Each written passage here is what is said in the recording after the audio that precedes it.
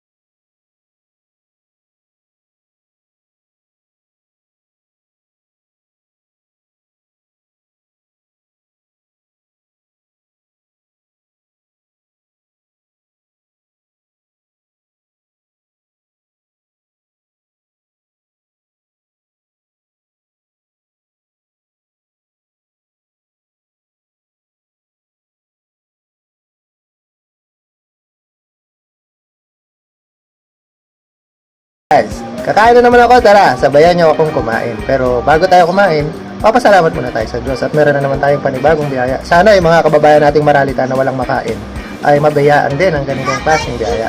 At nagpapasalamat tayo sa ating mga YouTube subscriber. Maraming salamat po sa inyong panonood at suporta. Saludo po ako sa inyo. At kung bago ka lang sa aking channel, don't forget to like, share, subscribe. At click mo yung notification bell para lagi kang updated sa aking mga bagong pagkain. So tara, let's go mga guys. Kain tayo. Gutom na talaga ako. So nagluto tayo ng bulanglang. Yan, ang alam ko, lutong Ilocano rin tong bulanglang. So meron niyang pinagalo-halong okra, talong, kamote, kalabasa, merong kangkong. Tapos iginasa natin yan sa konting pork. Yan, tapos nilagyan natin ng konting hindi, walang bagoong yan. So, yun lang siya. Ganun lang natin ginisa yung ating gulay. Tapos, nagluto tayo ng tortang talong na paborito natin. Yan. Nilagyan natin ng giniling naman. So, para pati yung mga bata ay makakain din ng tortang talong. Actually, busog na rin sila at nauna silang kumain. At bago pala ako mag-umpisa, nagpapasalamat ako kay Ma'am Alma Cordero. Yan. Nagalagaan, shoutout sa Ma'am Alma. Salamat po sa pinadala nyo sa akin. Sa Gcash ko. Ayan. Actually, dapat yung burger yon talaga. Pero dahil sa gusto natin healthy food muna, gulay, pinambili ko na lang ng gulay yun, Ma'am Alma. So, para makilala niyo po si Ma'am Alma Cordero,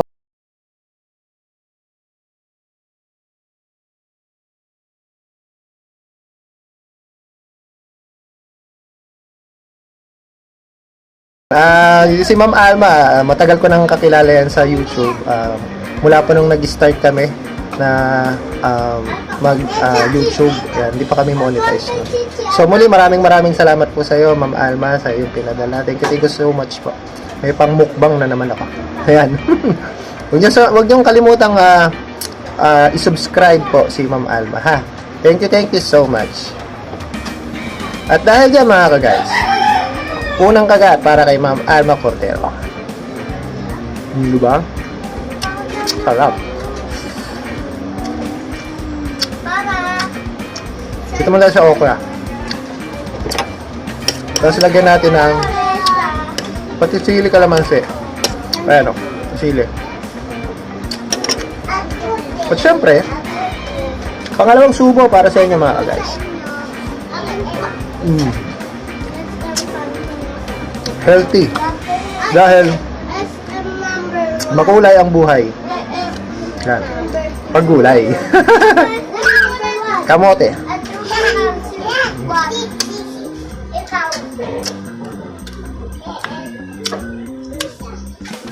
Sarap din to, paborito talaga namin to. Tortang talong. Hindi lang siya dahil mura, masarap pa, masustansya.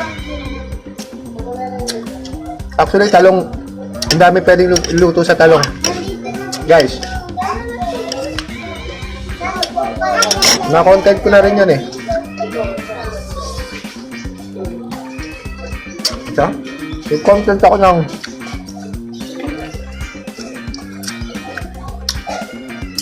ginataang talong.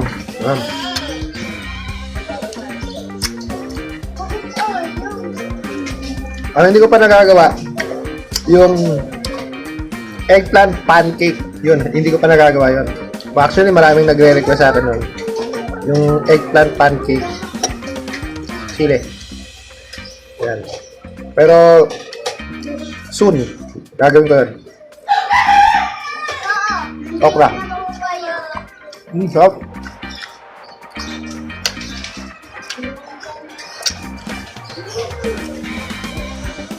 Kabata.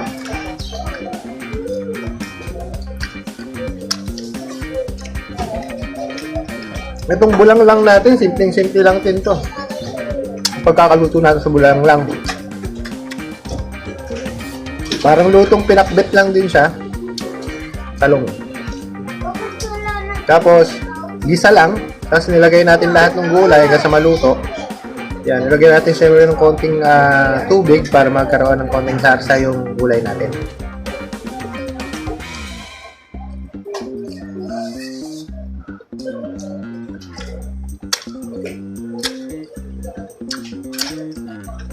Tapos, masarap kasi siya. May kamote. Yung kamote yung naglalagay ng tamis doon sa bulang lang.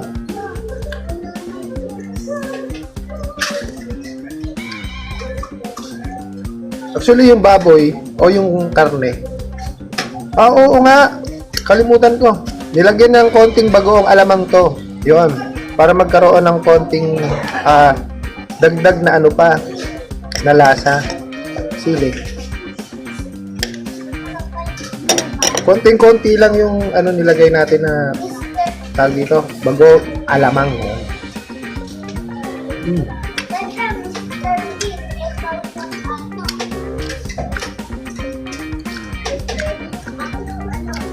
Actually, hindi talaga nawawala sa akin yung ano,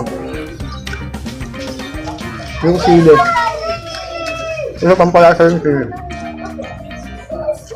Ang sarap ng lasa ng sili eh. Yung parang fruitiness ng sili na may konting spike ng anghang.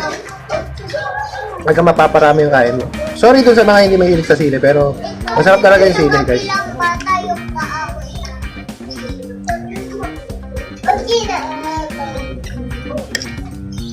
Muli, maraming salamat po, Ma'am Alma Cordero. Yan. Puntahan niyo po yung FB page, yung Facebook. Yung YouTube channel niya, guys, ha. Napakabait po niya ni Ma'am Alma. Yan.